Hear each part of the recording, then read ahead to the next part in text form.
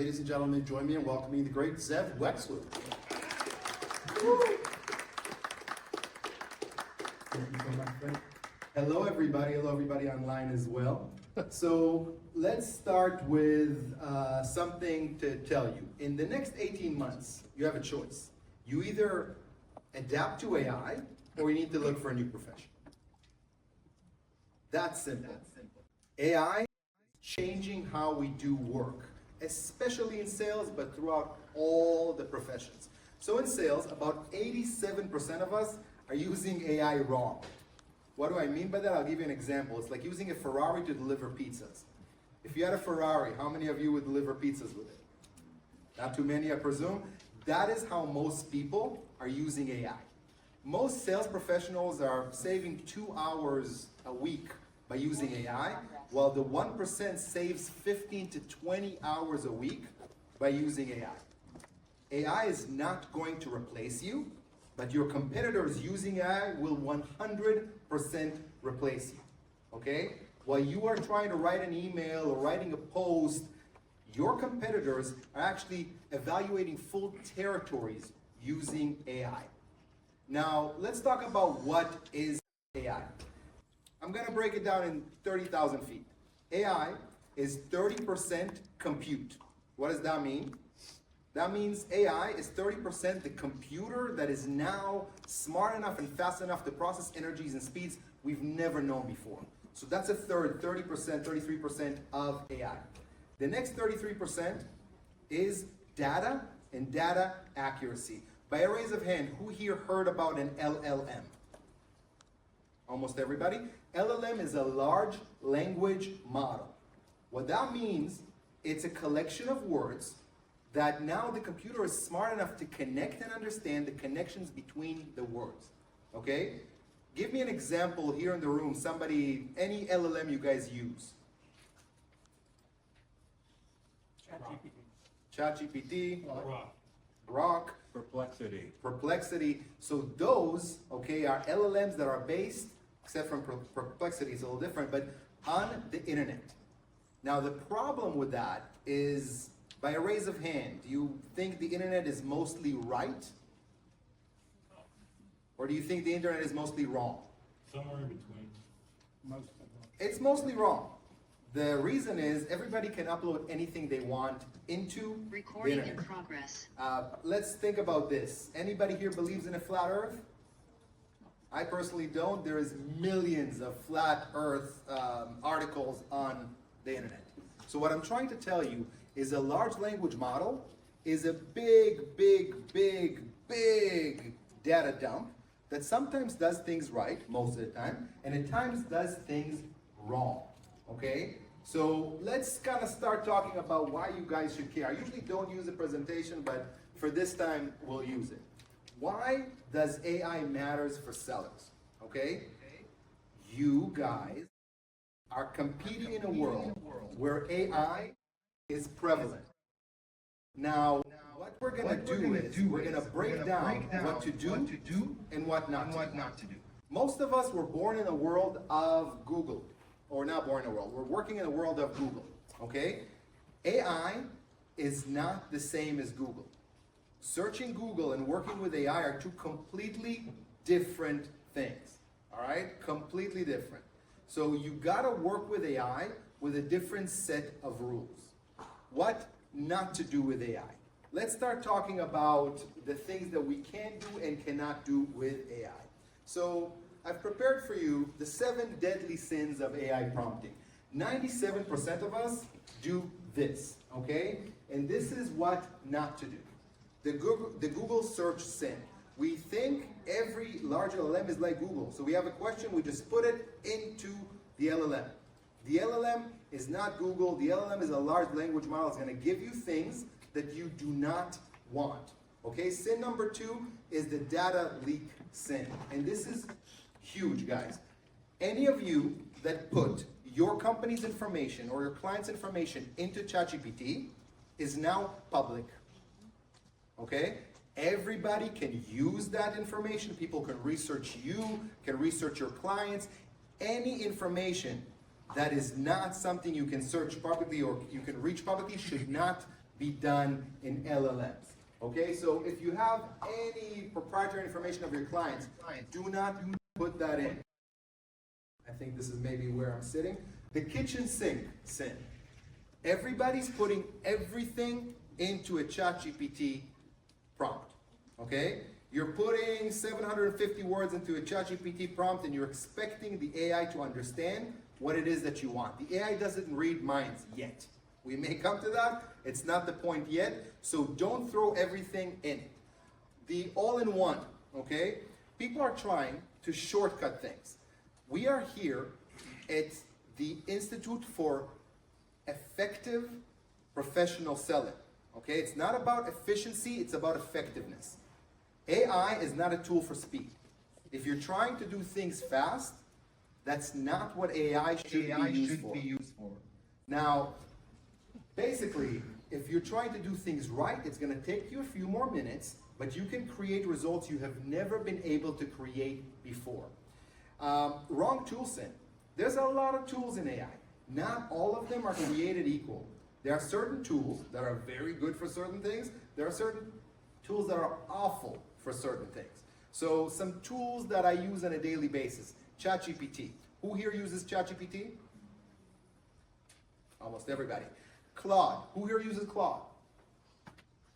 Perplexity. Who here uses Perplexity? Okay, Notebook LM. Who here uses Notebook LM?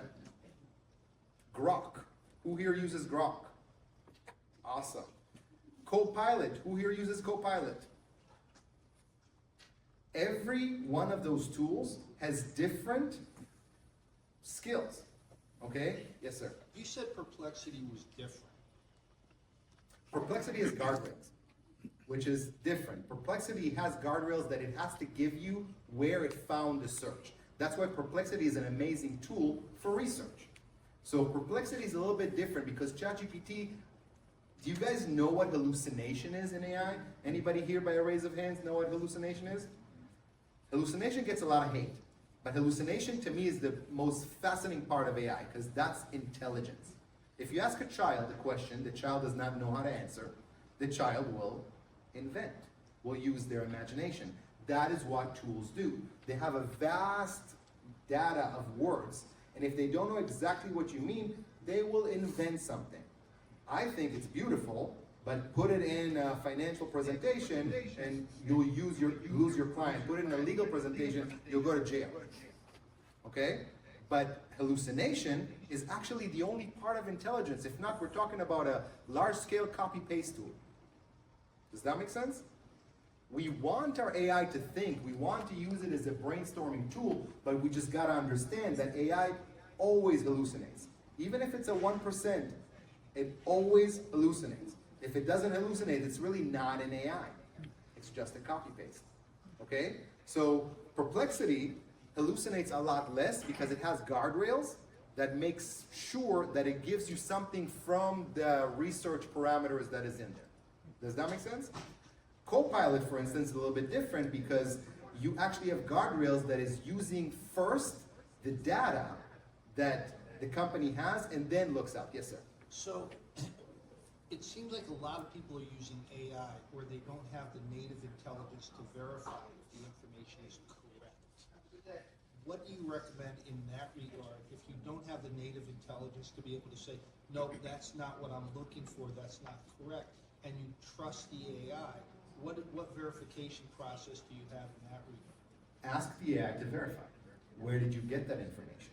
Show me the source of knowledge. You cannot trust an AI, especially not a large language model. There are AIs you can trust. If you verify, if you create a knowledge base, there are AIs you can definitely trust. But when you talk about a large language model, it's so much information, you cannot trust it. But can't you, for your own organization, make your own GPT, which has your own verified information within it? GPT, you can have some parameters. You can't really close a knowledge base. With Copilot, you can do that easier, or you can close your own knowledge base that basically have an AI to work through. Does that make sense? Yeah. Awesome. The next thing is the no context sin.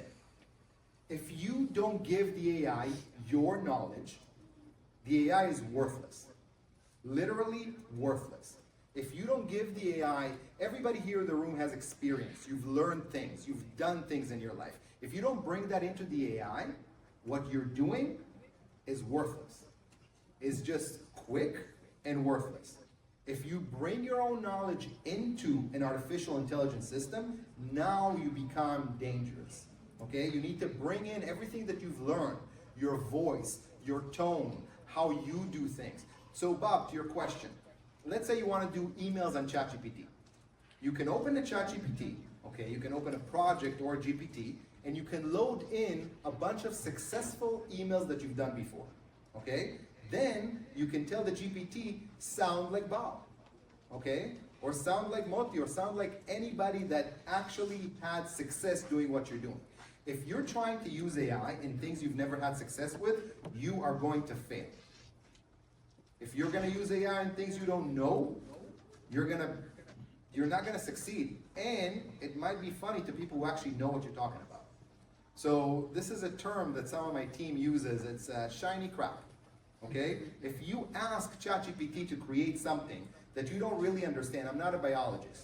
Let's say I go to ChatGPT and say, hey, can you explain to me the biology of a dolphin and how it refers to the biology of a whale? It might sound incredible to me, but to a biologist, it's probably going to sound like a joke. So use AI in things you know, things you can verify. And if you can't, ask the AI to verify. Does that make sense? Awesome. Now, this is my least favorite, and we're going to use some example here, is the efficiency sin. Who here is on LinkedIn by a raise of hands? I get 500 emails a week on LinkedIn that all sound 100% the same. Okay? Exactly the same. No personality, everything is the same. Got to the point that it's hard for me to even go through LinkedIn messages. Why? Because people are sinning with efficiency on AI. They're trying to send 1,000 emails with no connection of how many of these emails actually land. It's not about doing more with AI. It's about doing it correctly and getting more results. Okay? So again, your choice is, with AI, in the next 18 months, it's either adopt it and literally create 3 to 5x the results you're getting, or in 18 months, somebody's gonna replace you because they will use AI effectively. So don't sin on that. Let's talk about a couple of things that I can recognize emails and messages that are sent by AI, and I can recognize which AI tool sent them, okay? And if you're just gonna copy paste, if you're just gonna take whatever Perplexity or ChatGPT or Claude sent to you and sent to me, I'm not gonna even respect it by reading it. You haven't read it, you just copy pasted it. So my biggest pet peeve on that is what we call an M dash. Anybody here does not know what an M dash is? M dash. I've been doing business in the States for about 25 years, okay? I've seen maybe 10 M dashes in the whole time before ChatGPT came to the world, okay? Which happened, I think, in November 22 or something like that. An M dash is those two dashes connected together, okay? It has a grammatical use, and it's used, you know, we have some authors here in the room. It's used in a good way, but I have never seen it used in emails and in messages until ChatGPT came to the world. If you prompt, and you can try me now, I'm sure all of you have ChatGPT on your phones and everybody online does, you can prompt anything on ChatGPT and you'll get at least 1 to 2 M dashes. Those are these big dashes, which is like 2 dashes. I don't even know how to create it on a keyboard. Okay? I just do 2 dashes. Anytime I see 1 or more, I know for a fact that this was created by ChatGPT, and I know that you haven't read it. Because if you have, you would have changed it to the way you actually write things. Anybody got an email or a message lately, I hope this email finds you well? Okay? I don't hope my email finds anybody. I hope you read it, and I've never written that before that. So why? All the emails that I'm getting now is I hope my email finds you well.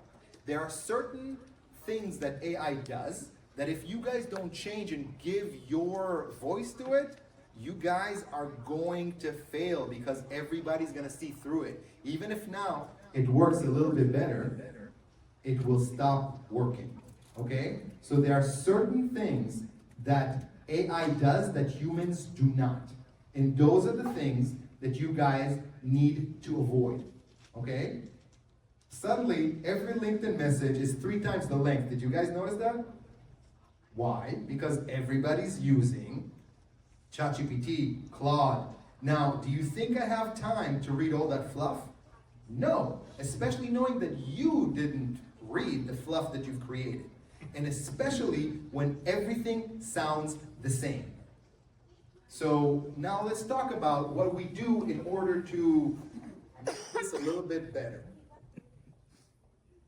So this is the #1 rule. If you guys leave with anything today, leave with this.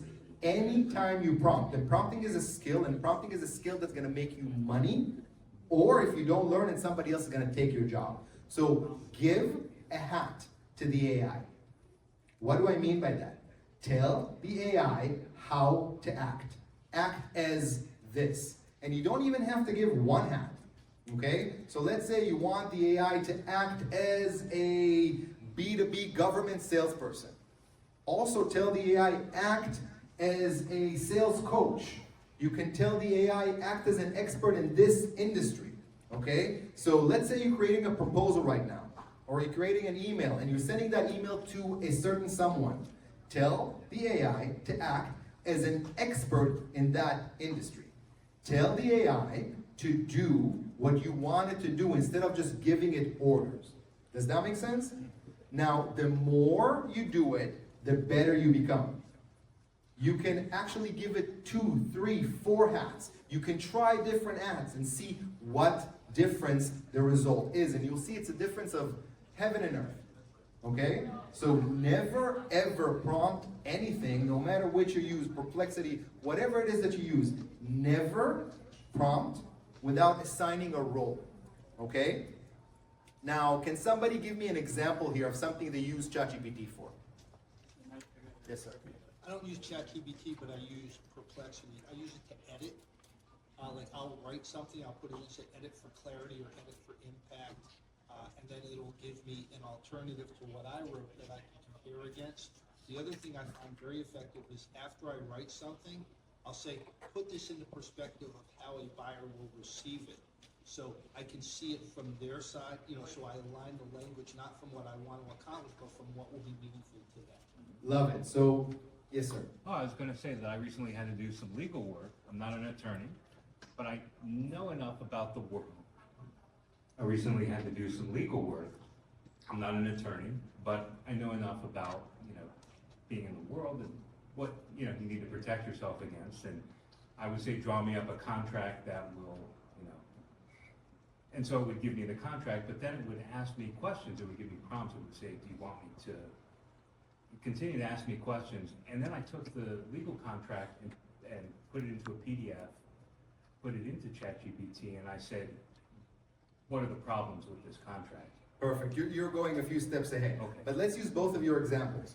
Act is an award-winning editor in the field of, okay? So you can tell it edit, but before that, tell it to act as the best editor or act as a, you'll see that the results are better. Here, act as a lawyer in that field, okay? So give it a hat. Don't just tell it what to do, but tell it, I want you to act as that profession.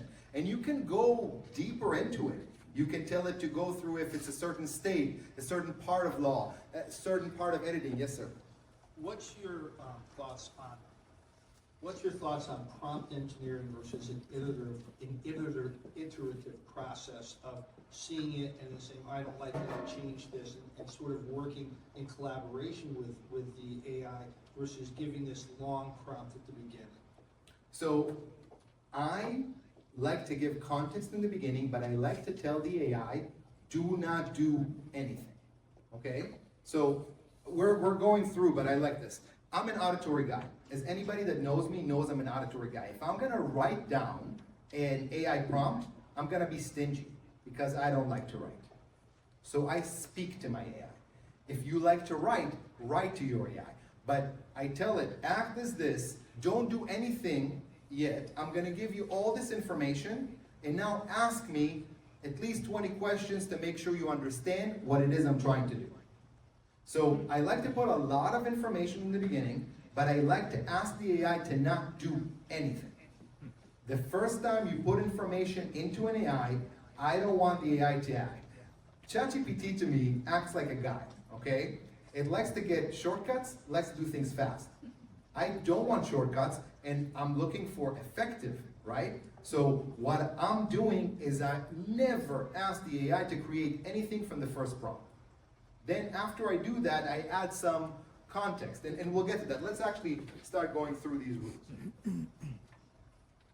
So rule number 2 is define your sales objective. We're here in a sales presentation, okay? So some of the examples were in sales, but let's say you're using the AI for sales.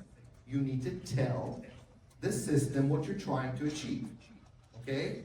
We have Alan here. Alan just wrote an amazing book, and Alan wants people to read that book and book him to come teach in their company. The AI needs to know that. The AI needs to know act as, and my goal is this, okay? If whatever you're trying to achieve, and we're talking about sales here, of course there's many other uses, but whatever you're trying to achieve, you need to be clear with the AI. I am trying to sell this. Does that make sense? So a clear role that can be very, very, very, distinguished, and then what are you trying to do? What is the outcome? If the AI doesn't know exactly the outcome, the AI is gonna miss. Every time. It's not gonna give you the best result that you can have. And if you wanna have the best results, a role, and then you really need to tell the AI, okay, now I'm trying to do this. The next thing is really important. Every time I prompt, I share documents with whatever tool I'm using, okay? So, for instance, let's say I wrote this presentation with a prompt. I didn't, but let's say I did. I would give the AI all my former presentations. I will give the AI everything I wrote about sales and AI. I will give the AI the whole document of the 9 principles. By the way, guys, I'm gonna give you a QR code that all of you guys can download all the 9 in very, with a lot of detail, so you don't have to worry about writing everything down. I'll give you guys the whole thing. But give it context. Give it your website. Give it your client's website, okay? Give old emails, old articles, put context in. If you're not putting context in, the AI will act like it does with every person that is not you. And then it's not gonna sound like you, and then it's just gonna be fast rubbish. Yes, sir. So I have a question. So you're putting in documents, it's looking through the erroneous web. How does it set priorities for what to believe more than others? You tell it. Okay. First, look at the documents I'm sharing with you. These are the base, then look for other references. Now you can set it up in the GPT or in any other tool you use, or you can just tell it as a prompt. I want you to first read every email that I have created before you send an email in my name. Does that make sense? Any other question before we move to the next one? Actually, I have a question. Yes, Brian. One of the things I was playing with was like reverse engineering a prompt. When after you do your, you were talking about speaking. Yeah, you were talking about speaking, and when you give the information, then ask it, what is the prompt that I should put in? Can prompts be effectively reverse engineered this way instead of having to go through these steps? Yes, but use the same framework. Act as a prompt engineer. Okay? So if you tell the AI to act as a prompt engineer, then the AI will act as a prompt engineer.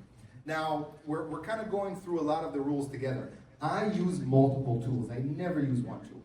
Okay? Ever. I use, let's say I start with ChatGPT.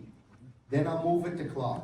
Okay? If anybody have not used Claude, it's incredible. I like it very much, especially the Office 4.1 model. Amazing. Okay? Then I'll move to Notebook LM. Anybody here knows what Notebook LM is? Notebook LM is an amazing tool, incredible tool. So it's basically a tool from Google, okay? It's free if you have a Gmail. And what you can do is you can build notebooks. So if you guys are selling to anybody or have anything that you want to do, it's like a project on GPT. You guys know you can create a project on GPT, on ChatGPT, on steroids. This is such a cool tool, okay? So let's say I want to speak all over the world about AI. I will open a notebook about, my goal is to speak and book speaking all over the world about AI. Then I will feed that notebook only information about that. My former speaking, reviews that I've got, my target market, and then the notebook LM, based on your question mark, will only use that information. It's not gonna start looking outside, okay? And then a really cool feature, I'm very auditory. Notebook LM is a feature that it creates your own podcast, okay? So then you can actually listen to two people, it's very, very good, talk about exactly what you just loaded up. And to me, I drive, I listen to those things, and I was like, oh, that makes sense, oh, that doesn't, that I can make better. So Notebook LM is amazing. I don't start with Notebook LM, but it's part of everything that I do. So a lot of the times I'll start with a ChatGPT, I'll move it into a Claude, and then I'll move it into a Notebook LM. It seems like a long process, but the results are incredible. And then I will open a notebook on everything, okay? Every different subject that I'm trying to do, everything I will open a notebook about, okay? Let's say I'm using ChatGPT for sales emails, okay? I will open for every client a notebook. I will load everything about that client, all the past information that I've had, all the past successes, past emails. I will make sure that that notebook has everything, so now that notebook can help me incredibly. And it's not gonna sound like I hope this email finds you well, and it's not gonna put any M dashes, and it's not gonna make you look like somebody you're not. It's gonna make you look like yourself, faster, stronger, better. AI enhances everything that we do. So if we're lazy, it enhances lazy. It's just what it does. So AI is not a tool to do everything, it's a tool to do what you do very, very, very well. If you've succeeded in something in the past, AI can literally do a 5 to 10x of what you're doing. If you have not succeeded in the past, AI is not going to help you with it. Does that make sense? So whatever you were able to sell in the past, AI can increase that. If it's something you've never had success before, it's not for AI. Okay? So provide rich and prospect deal context. Put information. Again, not information that is proprietary, not secrets, but anything you can find online, you can put it in. Let's say that I'm looking to do business with somebody here. I will find your website, I will find your LinkedIn, I will find your articles, I will find anything about you, and I will put it in. Does that make sense? We all love ourselves and our name better than anything else, okay? If somebody's sending you an email or sending you a proposal or something that has nothing to do with you, you're gonna bypass it. But if somebody's sending you something that it looks like it spent 3 days researching who you are, what you like, okay, what you're trying to achieve, your company, your goals, then you're probably gonna respond to it. Yes, sir. Okay, so you said Notebook LM, don't put anything proprietary in it. But what if the results that you get become proprietary? Where do you put those? So every company should have a secured method of doing AI. Some company use Copilot, some company use more secured parts of ChatGPT. Every company needs to do it. Now, most of the AI applications have a business mode where they cannot share your information. I'll give you a warning, okay? Them not sharing your information doesn't mean that they're not gonna use your information. So just know that every information that you give to a LLM, an open LLM, that company, OpenAI, Anthropics, whoever that is, Gemini, will use that knowledge. They won't sell it, but they will use it. If you are giving information to a not secured LLM, anybody can use it. Your competitors can use it. They can use it to find your weaknesses. If you are not secure, you're giving your data away. And data today is more expensive than oil. Okay? And do you think that we're gonna start kind of selecting what information needs to be posted, you know, for AI searchable? Then probably, I mean, you're kind of like telling us a lot of, you know, the differences between, you know, using different tools. So if I don't want AI to find me, you know, I'm gonna start selecting what I'm gonna post out there, right? 100%. You must be selective in what you put to an AI, especially if it's not a company AI, not a secured AI, or a paid version. If it's a free version, whatever you put is literally public information. Okay? And a lot of people are doing a lot of mistakes with putting everything about us into those tools. And now everything is searchable. So you gotta be very selective. Now, brainstorming is something I do with AI all the time. Okay? I brainstorm, that's something that is not proprietary, I'm just coming up with ideas. But whenever it comes to my client's information, I'm extremely selective. Okay? If a client of mine just shared something with me, under no circumstances should I use that into any type of an open AI. Not just open AI, but any type of an open LLM. Does that make sense? So we gotta be very, very picky and choosy. ChatGPT is great for brainstorming. I use it all the time. I don't think a day goes by that I do not use ChatGPT. Now, let's talk about ChatGPT a little bit. We're jumping through, but ChatGPT has different models. You guys know that? Right? ChatGPT has the quick one, the thinking one, the pro one. It has all kinds of models. Use those accordingly. If you want something quick, use it for quick. If you wanted to really think about everything you just put in there, use the thinking mode or even the pro mode. It's gonna take you 10x the time, but it's gonna give you a really profound answer and not just a shortcut to something. Does that make sense? Right now with Claude, there is the Sonnet 4.5, which just came out. It's awesome for everyday use. If you wanna bring in really complex things, use the Opus 4.1. Okay? Now, if you have the free model, you won't be able to, but if you have the paid model, you will be able to. All of these tools you can do free to some extent, and then if you figure out it's worth it, you can move to the paid model. Paid model conserves your information better, not completely, but better, and allows you to use it more. But for instance, in Claude, if you use Opus 4.1, which I love, it's gonna limit you really quickly because it uses more compute. Does that make sense? All right, awesome.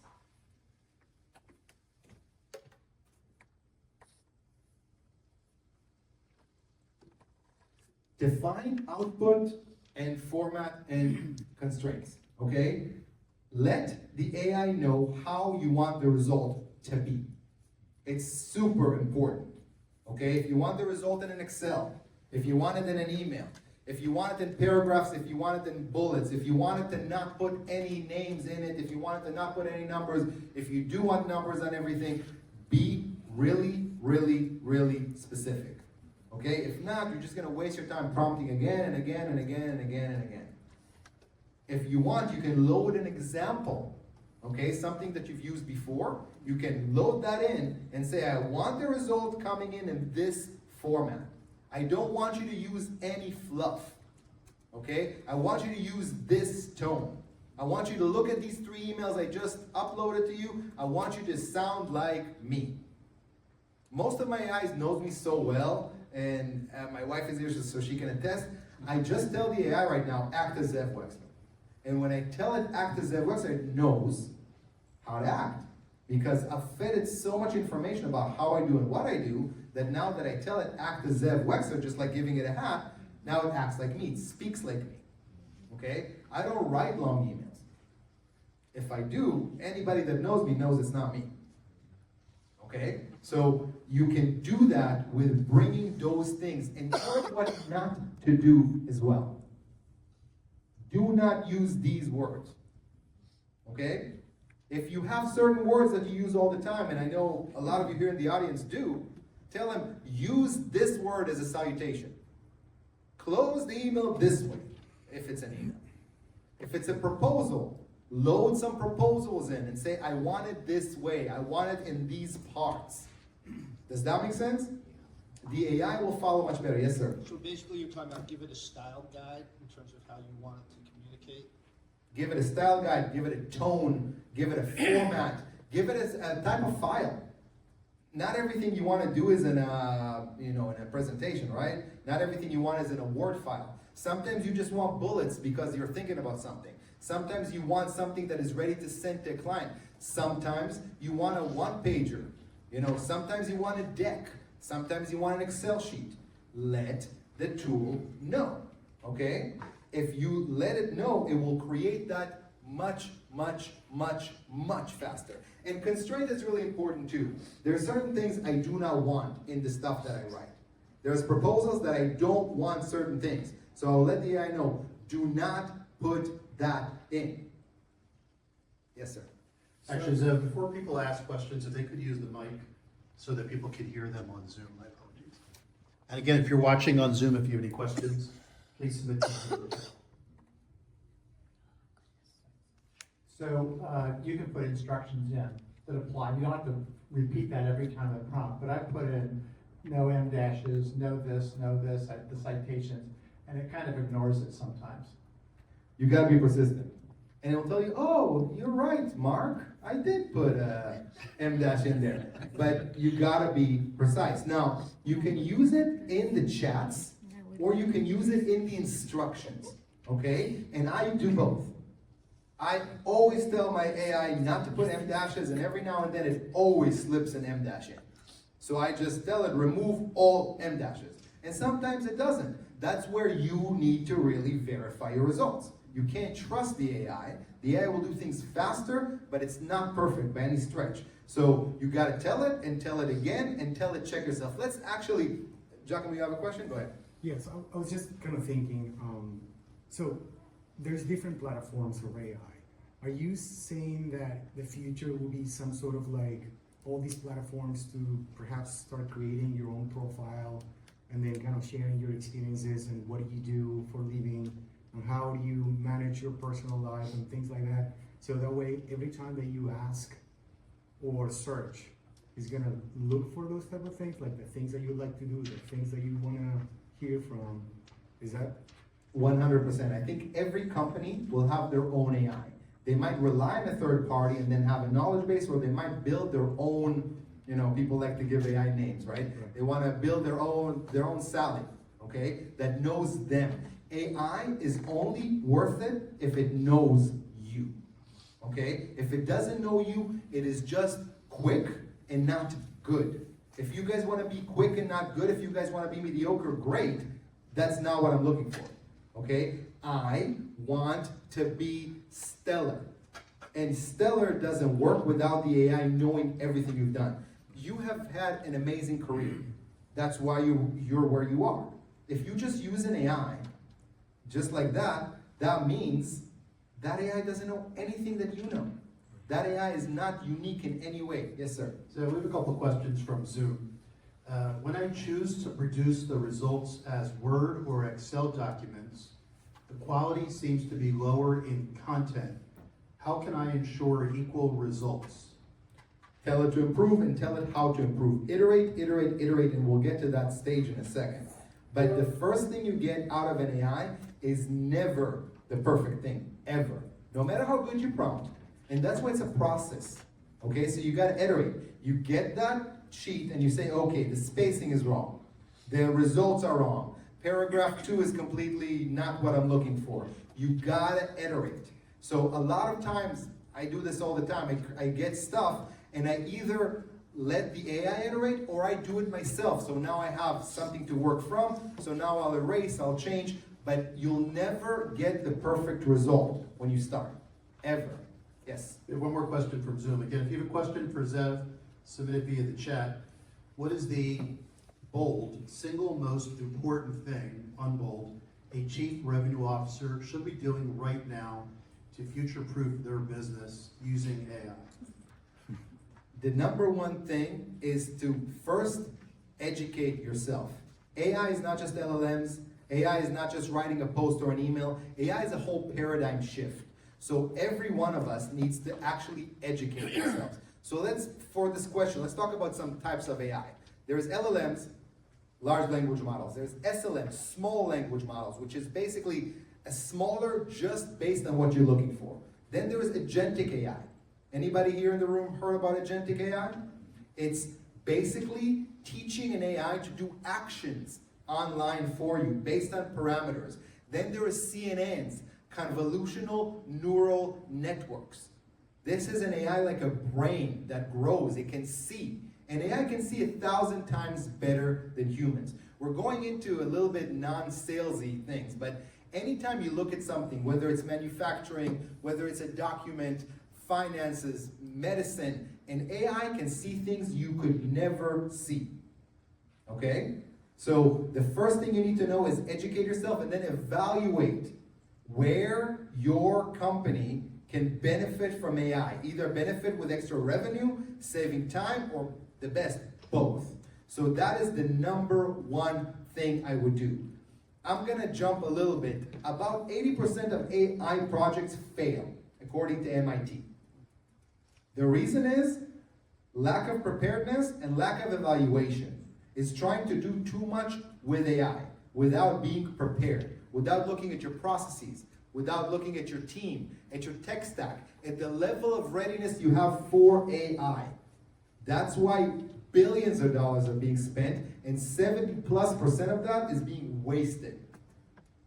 I've been building AI for 4 years now. When we started, we failed a lot. And that's why now we don't do anything without an evaluation. When we started, we were building tools. We were trying to find issues like, oh, you want sales? Let's build you a sales AI tool. You want marketing? We'll build you that. You first need to evaluate your own processes, your own people, your own tech stack. If you don't do that, I will guarantee, not guarantee you fail, but 70% of the time, you will fail. And who here wants a 70% fail rate? Nobody. So the first thing you've got to do is educate yourself. The second thing is really evaluate your process. And again, AI is valuable where you know what you're doing, when you have the knowledge. So whatever you've done before, AI can strengthen a lot. AI is not there to be your blind side. Does that make sense? If you can't see the mistakes that the AI is making, then you're going to make mistakes. But if it's something that you know well, that's where AI can help you a lot. So capture your sales voice authentically. This is something that almost nobody does well, and we talked about it a little bit, okay? If you're sending something, if you're prompting, and an AI gives you something that doesn't sound like you, scratch it, improve it, iterate it. If it doesn't sound like exactly how your clients, your friends, your prospects are looking to hear from you, it's not good. I don't care how fluffy it sounds. I don't care what high words it has in there. And another thing, I always tell my AIs, write it in an 8th grade level, okay? I don't want to try to sound too smart. And AIs love to try to sound too smart, okay? Love to use all kinds of high words. We want to be understood. We don't want to sound too smart. So I always tell it, 8th grade level, 7th grade level, heck, 4th grade level. Okay? I want you to write something to me that a 4th grader can understand. We also live in an international world right now where a lot of people, their first language is not English. I know mine is not.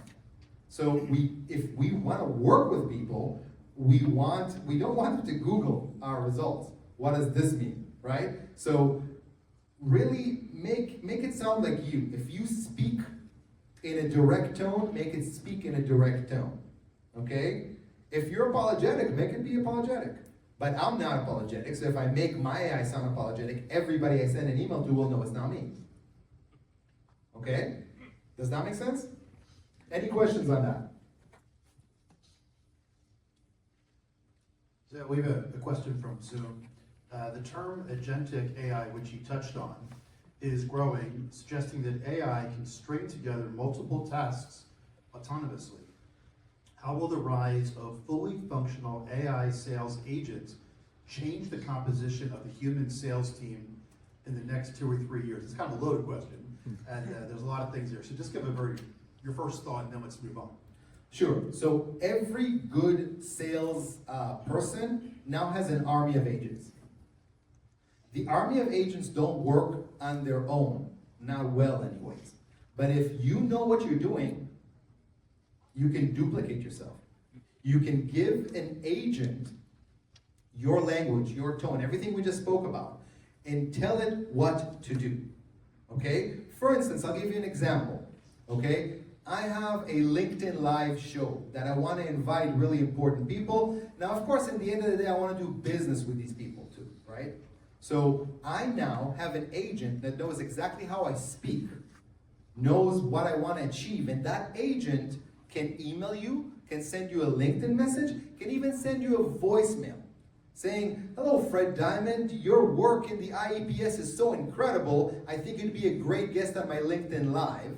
What do you think? Here's a link to a show I did with so-and-so. So agents are going to play a part, but it's going to play a part with you. I don't think agents, unless we're talking about selling tchotchkes, I don't think agents have a role on their own. But now every one of you is an army of agents. And if you know what you're doing, you can duplicate your efforts in a good way, not just in ways that is fluff and doesn't sound like you, but duplicate what you do well, times 10, times 100. I hope that makes sense, and if they have a follow-up question, let me know. Break sales tasks into steps. Somebody asked about this before. So when I prompt, I first give a big context, I tell it not to do anything, and then I break it down by steps. If you ask the AI to do too much, you create AI confusion. The AI just doesn't know what you want, okay? And if the AI doesn't know what you want, the results are not good. And if you give an AI a dump of data, the AI will give you back a dump of data, and most of you are not gonna have the patience to read through it. So break it into parts. I want you to create the first paragraph of this. After you iterate that, after you do that, now I want you to do that. Another really important thing with AI that I love. Act as my client. Poke holes in my presentation. Poke holes in my email. How, if you're acting as so-and-so, VP of sales in this company, how would this email not work for you? Okay? Have the AI play devil's advocate. Have the AI tell you what's wrong with your presentation. And then use different tools, okay? So if ChatGPT now created something, copy paste that into Claude and say, hey, this is what ChatGPT gave me. I gave it this prompt and this is what came out. How can you make it better? Or find the holes in this. What am I not seeing here? Does that make sense? So if you use the AI as a devil's advocate, AI, like a lot of things in life, is like an echo chamber, okay? It's gonna give you what it thinks you want to hear because it wants you to continue using it, okay? And if you only want it to tell you, oh, you're so good, you're so nice, you're so awesome, that's what it's gonna do. But that's not helpful. Yes, sir. Hold on one second.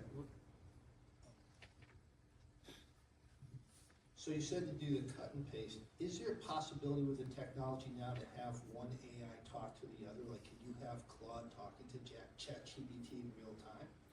You can absolutely do that using an automation tool, okay? Using an N8N, for instance, or something like that. You can actually have it go. But of course, these companies right now don't really want to work together because they're competing with one another. You can 100% make it happen. It just needs a little bit of background automation. We do that all the time. You can actually even, anybody here ever heard of a Selenium bot? Selenium is a really cool technology. So Selenium is a technology that can mimic you in what you do and actually work on your computer and take that thing from ChatGPT and take it to Claude and take it to Notebook LM and do that all for you.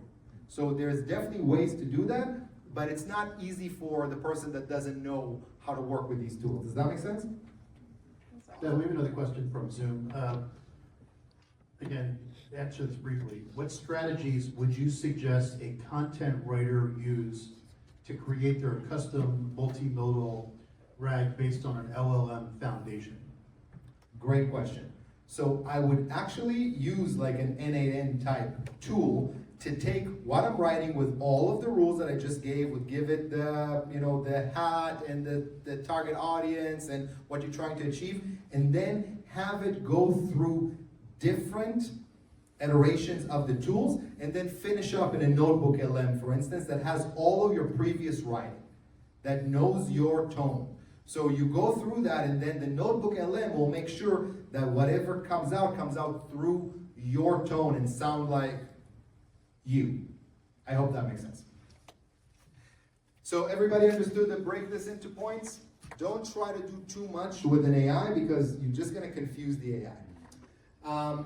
Edit AI output with a sales framework. You guys sell a certain way. You guys achieve things a certain way. You got to give those frameworks to the AI. Okay? You got to build into the AI the exact frameworks that worked for you.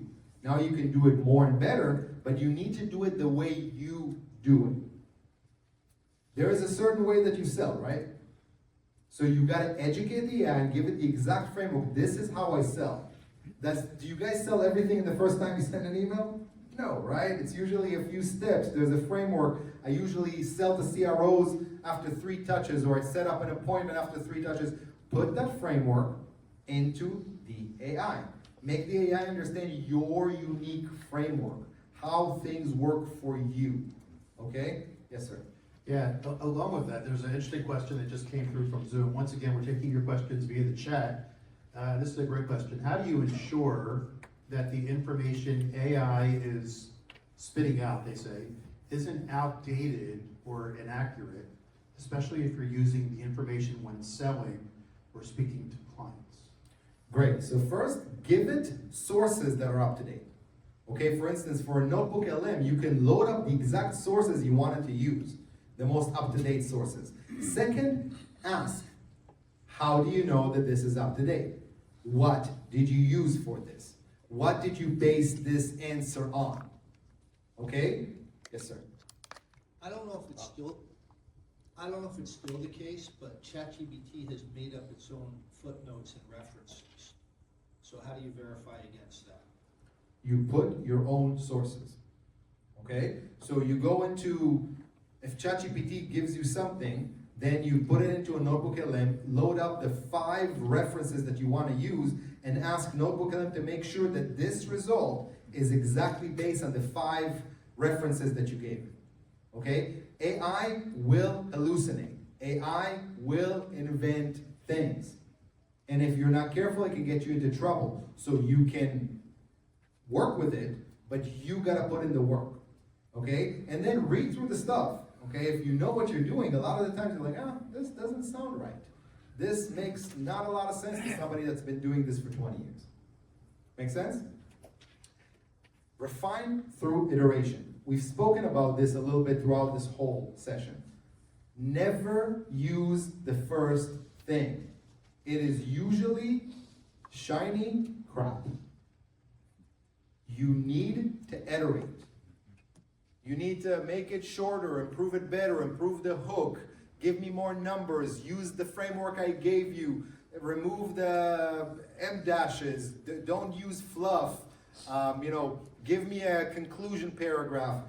All of these things need to be iterated and reiterated and reiterated. It is a long process, but it creates incredible results. So iterate like your job depends on it, because it probably does. Ask again, try again, improve this, give me a better tone, remove this word out of it. I don't want you to use this part of it. I want you to replace it with that, okay? So I'm very auditory. Everything that I create from AI, I then listen to. I play it, okay? And then I see if it works. Not everything, okay? Not if I ask it some silly questions about what to eat right now. But if it's something important for work, I'll play it. I'll put my headphones on, and I'll play it, okay? And I'll see if it makes sense to me. If it doesn't make sense to me, it's not good. So iteration, I don't think there's anything I put out for clients without at least 3 to 4 iterations. And we're talking about after we did everything we just spoke about. Okay, so you cannot ensure the clarity of AI unless it's clear to you. And if it's not clear to you, it's not good. If anything that you're creating from any type of AI is not completely clear to you, you're not doing it correctly. Does that make sense? Choose the right tool for the job, or more accurately, choose the right tools for the job. There's so many tools out there, and not all of them are created equal. We talked about Perplexity, great for research. We talked about Claude, great for presentation in long form. We talked about ChatGPT, great for emails and posts. Every tool has its own benefits, the things that it's good at.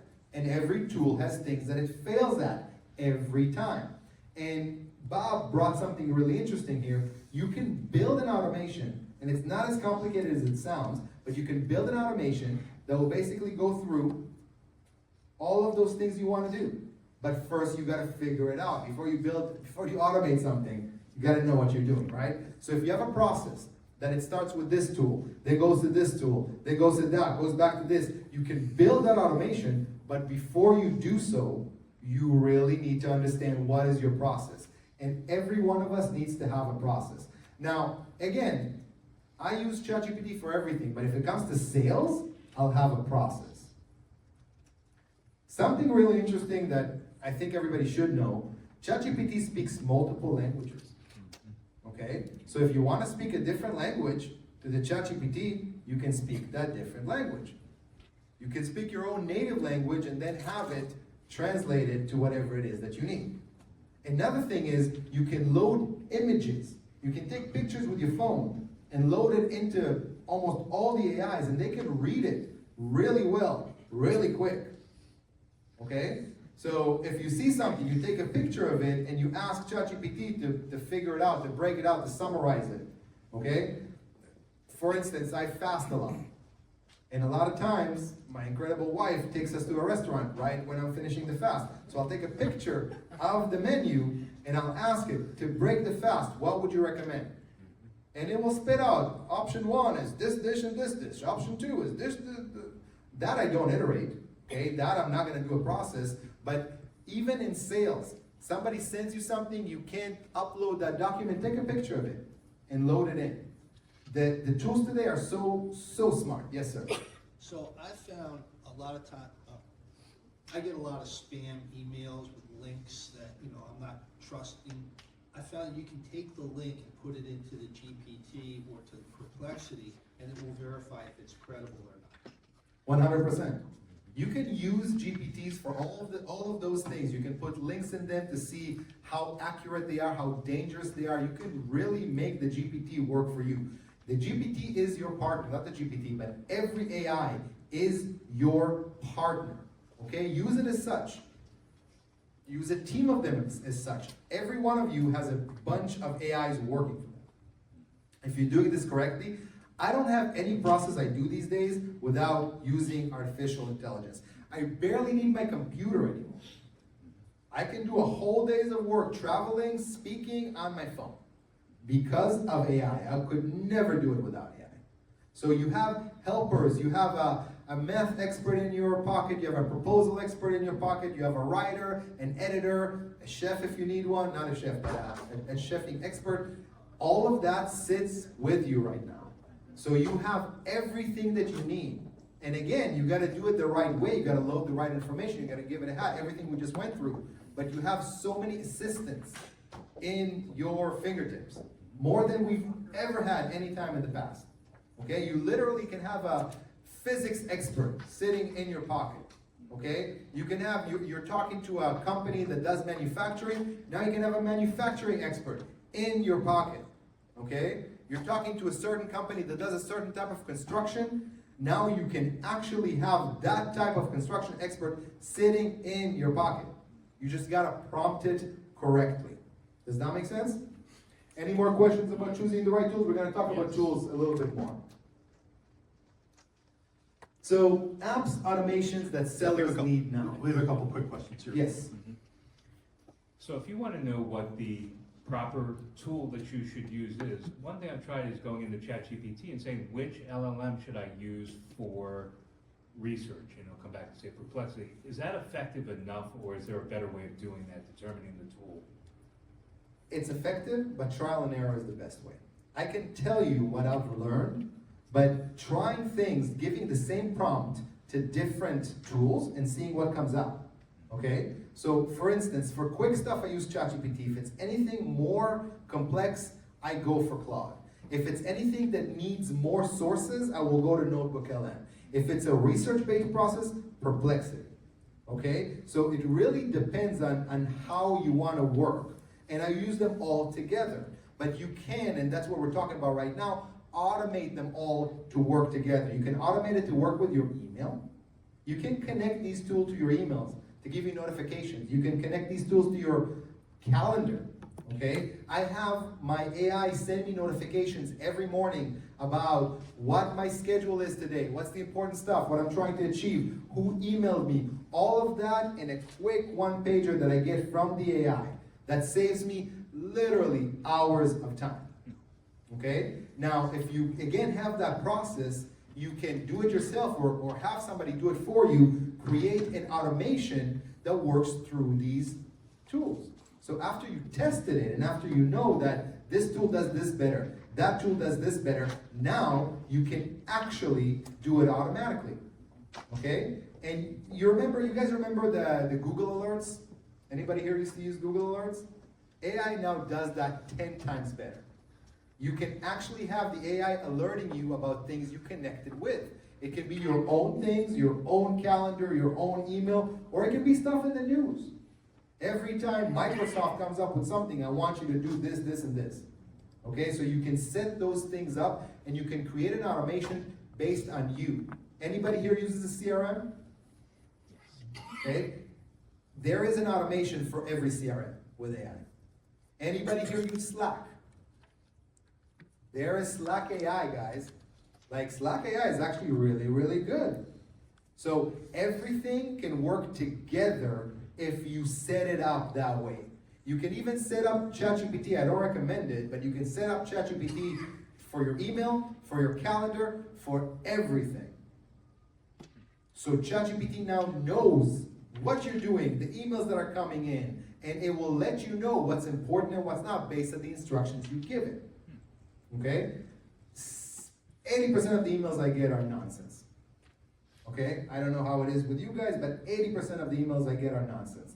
Are not anything I need to put my attention to. So I can train the AI to understand what's important and what's not, and by that only give me the 20% that I actually need to read, and I don't need to go through or have my assistant go through those emails.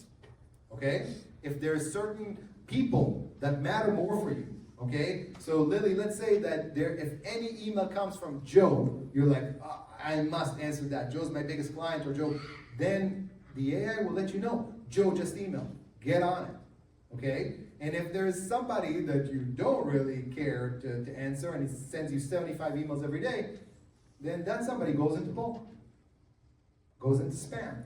You can set the AI to do that for you. The AI can help you save so much time. I think I told you this in the beginning.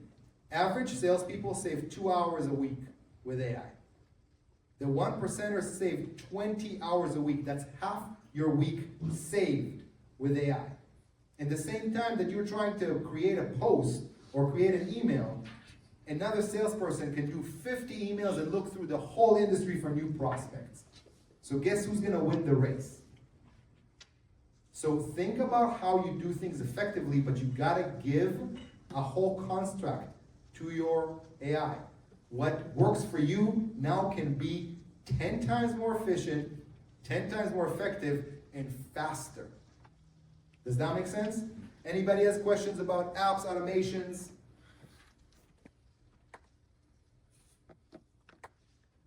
This is probably the least favorite subject for everybody, but probably the most important. Governance, safety, and adoption. okay? So you need to be careful. There are certain things that you cannot share with an artificial intelligence system. Your client's information, you cannot share. I've known people that put their social securities, their kids' information in there. That's all public information. We were actually hired by companies to go through their IPs and start putting a whole lot of false information because their own people put their secrets inside ChatGPT, and now the only thing they can do is try to dilute it. Does that make sense? Mm-hmm. So think about this. And anybody here that has a team, anybody here that has a team, your team uses AI, whether you want them or not. The question is, are they using it correctly, or are they putting you at risk? Everybody here that has a company, has a team, manages a team of people, they are all using AI. Statistically, they're all using AI. The question here is, how are they doing it? And if you want them to do it right, create an easy way for them to do it right. And it's not a question of whether you use AI or not. It's a question of how you use AI better than all your competitors. That is the questions all of you need to ask yourself. How do I use AI better than my competitor? Whatever it is that you do, it doesn't even matter. Your competitors are using AI, most of us are not using it correctly, but instead of using a Ferrari to deliver pizzas, figure out how you use that Ferrari to win some races. Okay? So the question is, again, not if I'm going to use an AI. How am I going to use an AI better than my competitors? The window is closing. There's going to be a haves and have-nots. I can guarantee that. Okay? To me, AI is like the internet times the smartphone squared.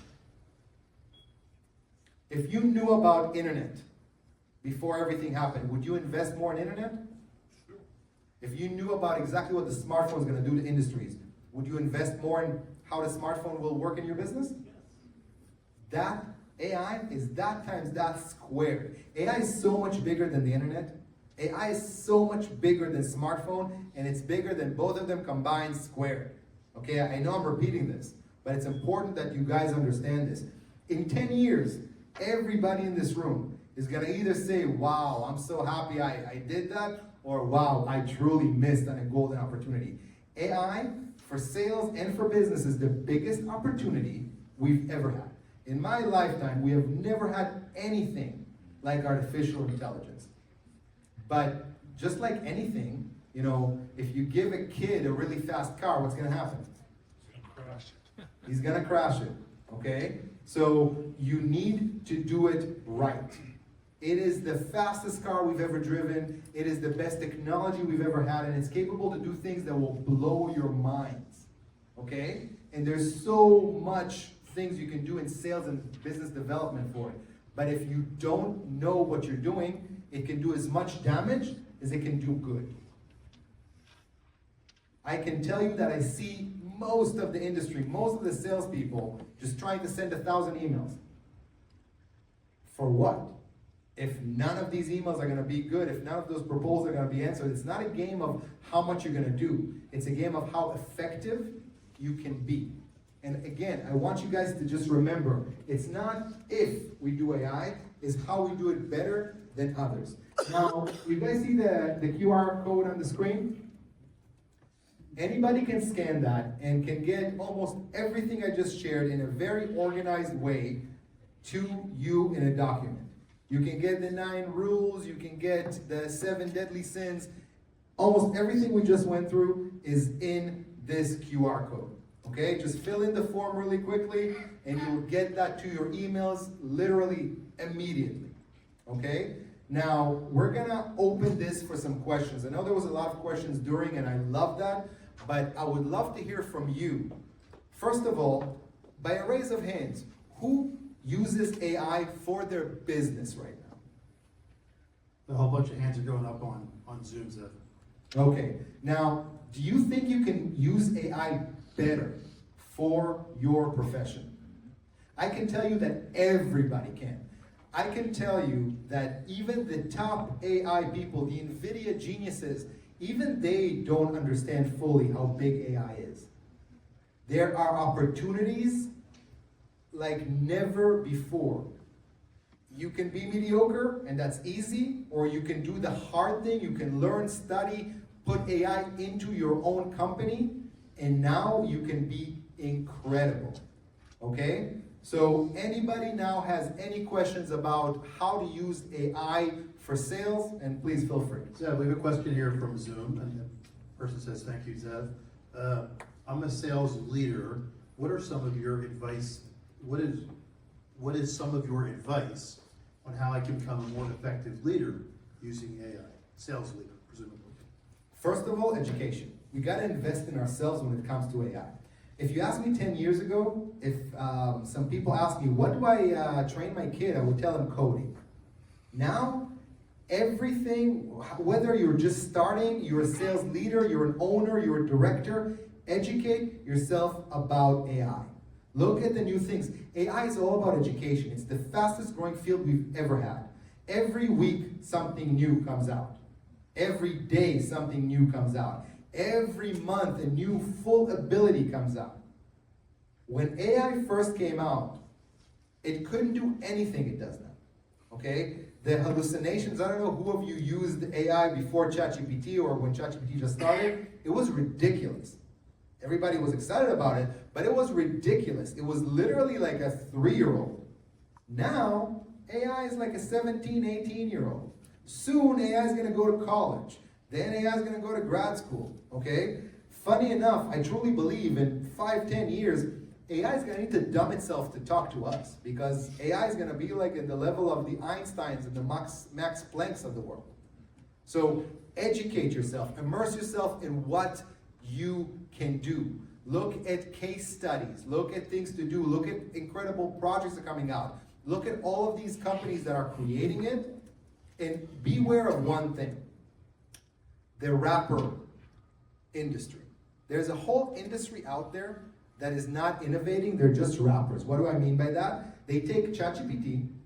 ChatGPT has an API, okay? That API costs them a cent. They now make something that is more comfortable for you and charge you $3 to use it. That is not AI, that is not innovation, okay? Look at the innovators and study. After you study, look at the processes that are the lowest risk and highest reward. You can implement AI now. And again, to that sales leader, AI needs to know who you are, what you do, your personality, your team. If not, it's literally guaranteed mediocre. So we have a question. Fred mentioned the eval program at the beginning of your session. What type of company does that apply for? Every company should do an AI evaluation. Our eval product has 4 levels, from a small business to medium to the biggest companies in the world. It all depends on the amount of processes, the amount of tech stack, the amount of people that we need to evaluate. But there is an evaluation for any companies. I literally did evals for a few $1 million flooring company. And we've done evals for some of the largest companies in the world. I won't name any names, but some of the largest companies in the world. So eval is for everybody, and you don't have to do it with us. I would love for everybody to do eval with us. But even if we're not in the picture, you gotta evaluate, you gotta look, and you can't do everything at once. So you gotta look for things that are low risk, high reward, that you can actually create. And for the Carousel people watching on Zoom today or in the room, the eval program that Zev was just referring to is available via Big Bets. The Institute for Effective Professional Selling is a Big Bets partner with Carousel.